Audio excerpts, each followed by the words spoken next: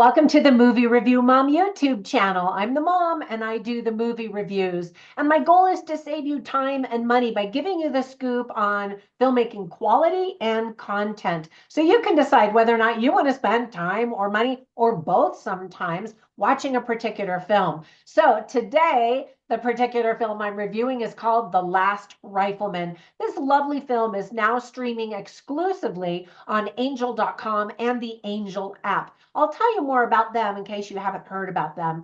But the film is PG-13. It's an hour and 35 minutes. And my overall movie review mom grade is an A. I really enjoyed it. I thought it was really touching. What I'm going to do is give you an overview in a nutshell, and then I'll point out things I liked, things I didn't like, tips for parents, themes worth talking about, funny lines, interesting lines, and then we'll finish up with recommendations for other films that are sort of similar that I think you'll also really enjoy them. And by the way, I have been doing a lot of YouTube lives in addition to the edited video. So be sure and click on the live section on my channel whenever you come to look at my other movie reviews.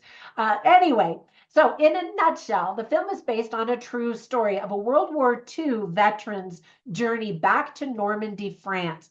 I had the great privilege of visiting Normandy for the very first time just a couple of years ago. It's an extremely powerful place. I blubbered like a baby. Last year, my twin sister, who's a nurse practitioner, had the experience of a lifetime by accompanying some veterans, American veterans, to Normandy for the 80th anniversary. She was in complete awe how everyone treated these veterans as if they were true royalty. The French people were so grateful and so respectful. She said even the young children swarmed around the vets asking for autographs and pictures.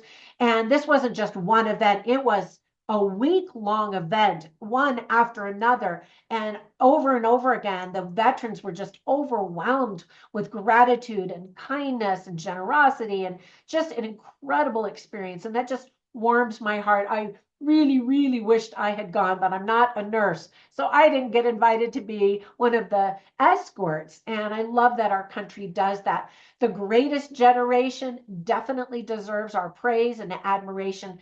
And kudos to Delta Airlines for paying for all of them and each of the medical escorts that went with them. She said everything was top notch. Now we only have a few remaining vets who went and served and fought in Normandy, at least American vets, just a few. In fact, she said right after the trip, several of them did pass away. And these are all guys in their 90s, or if they lied about their age to be able to serve the war, they were like late 80s, early 90s. And there were, she said, a few that were over 100, but we're losing them. And if you ever get a chance to meet one, absolutely tell them thank you for their service, because what they endured was crazy. All right, so let me give you some quick tips for parents. I think adults for sure are going to appreciate and enjoy this, especially older adults or those who have served in the military. For children, they might be bored because it's a lot of talking and old people.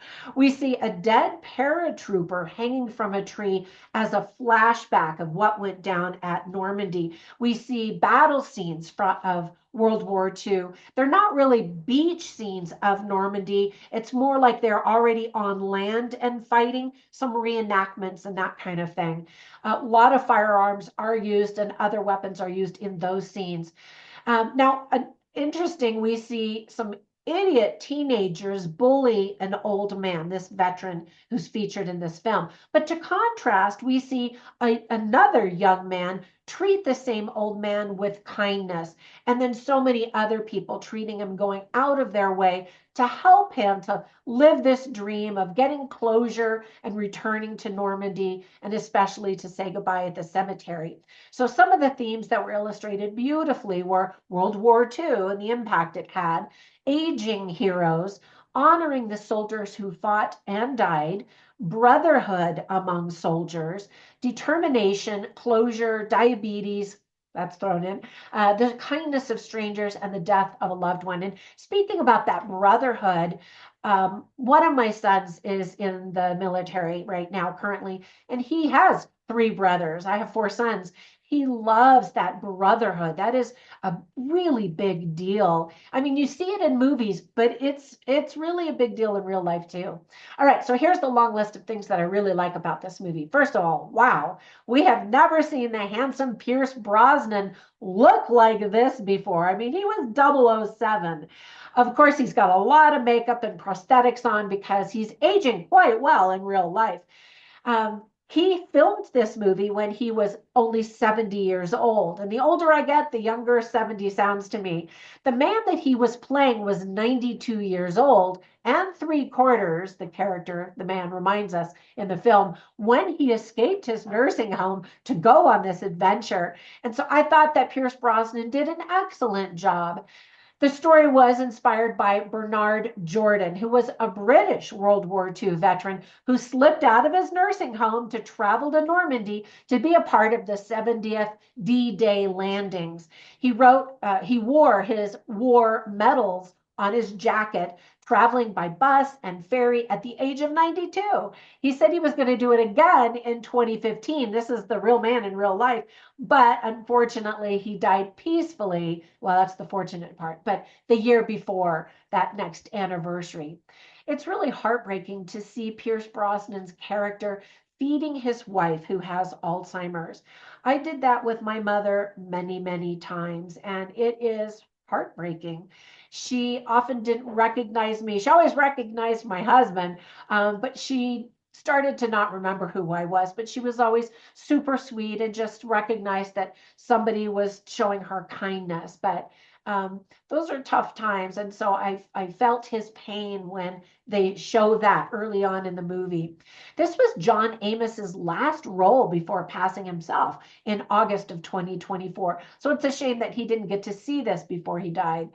This was the second time that Jürgen Prochnow, I'm slaughtering that, has sung the song It's a Long Way to Tipperary in a movie. The first time that he sang that was when he was in Das Boot, which was another World War II movie with Germans. And in this movie, he plays a retired German hero. But what he says, I'll share some lines that he says in this movie that are just astounding. Anyway, let's see. Oh, John Amos also did a really great job teaching us about the Black soldiers who fought in the battle at Normandy, because often you don't even see them represented in movies. You don't really think of them, and yet they did fight and helped lead the country to success. Keep watching during the final rolling credits to see what happened next. And I always love that when movies do that, so that you can find out. It's not just you're left hanging wondering and then you got to go Google it. And then, man, the last song and the ending scene in the airplane hangar brought me to tears. It was so touching. Now, with all of that, I really can only think of two things I didn't like.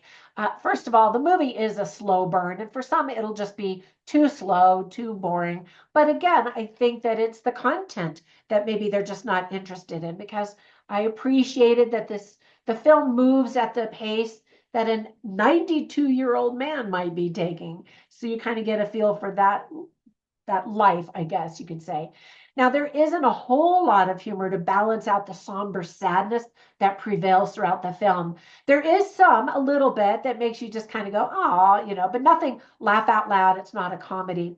Now, whenever I watch movies, I write down the funny lines and the interesting lines that I hear. And I didn't write down anything funny because, again, it's a serious drama. But I wrote down a lot of interesting lines that speak to the theme of the film. And you can see them all on my written review at moviereviewmom.com. So one of the first ones is a lady that Pierce Brosnan's character meets on a train, and she says, they strike up a conversation, and she says, it doesn't matter what age we are, we all have our expiry date. Of course, she says it with a British accent because, they're over there in Europe. But he says, wow, I survived the war and I shouldn't have. I beat my expiry date. And I thought that was an interesting take on how he reflected on his own life. And then at one point, the only way he can get from point A to point B is to ride on a bus with a bunch of other veterans. But the catch is that they're German veterans. And he's like, oh, bloody Germans. And then someone says to him, who's very kind, a really beautiful, lovely character, she says, they were soldiers just like you. And so he kind of goes, yeah, okay, and then he actually sits near this German soldier. And these are the lines that I wanted to tell you that he said. One of the lines where it just was like a gut punch was he says to Pierce Brosnan's character, it's a shock to learn you've lost the war. It's a greater shock to discover you've been on the wrong side. And that's the moment where Pierce Brosnan's character's heart just softens, just melts and cries for him. And then another really great line that the German soldier says is, none of us can ever forget, but maybe we can forgive. And he's talking about he needs to forgive, but he's also asking this, British soldier to forgive him because he just didn't know. And they both talk about how they were just kids. They were just doing what they were told to do. And, now looking back, they understand so much more. And then here's another little line I'll tell you, and then we'll move on. So this is John Amos, who's playing a character named Lincoln Jefferson. And he says, that's the thing about folks like us, Artie. We're all living with ghosts, which is absolutely true, especially of that generation. So many of their loved ones died in the war. And then, of course, have since died, but they lived really tough life. I mean, if they were born at the beginning of the 1900s, they went through World War I, World War II, the Great Depression, and if you ever think you have it rough, just think about that golden generation and why they are so golden. They have true perspective. All right, no more lecturing. Let me give you some recommendations for 3 films that I instantly thought of. One is called The Great Escaper. Now, this one stars Michael Caine, and it is a very similar story, and it is also a true story. So when I realized that both of these stories were separate but really similar, I just thought, how many of these vets escaped from their nursing homes to be a part of this Normandy celebration? And I was really, again, impressed with my sister and the organization that she traveled with to be an escort, medical escort for these vets.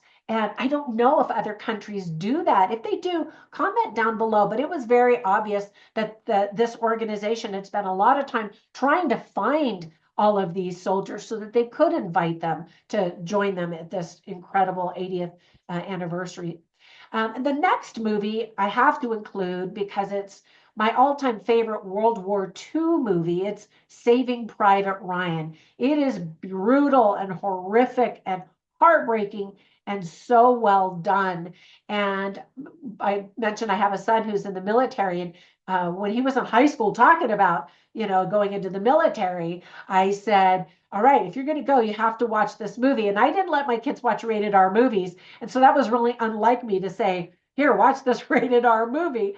But I thought he needed to kind of have maybe the rose-colored glasses taken off to see a little bit more of the brutal reality of war. Anyway, he watched it, loved it. Obviously, he's in the military still and loves it. Anyway, really great movie, rated R for sure. And then another old one that's also really good, but the reason I'm mentioning it is because it features Normandy, the beaches at Normandy, as does Saving Private Ryan. The movie starts right there at the beaches of Normandy. And in The Longest Day, we also get some time at Normandy and see what happened there. But then both movies kind of blend into other World War II areas, I guess you could say, Europe and all that kind of stuff, but different areas. All right.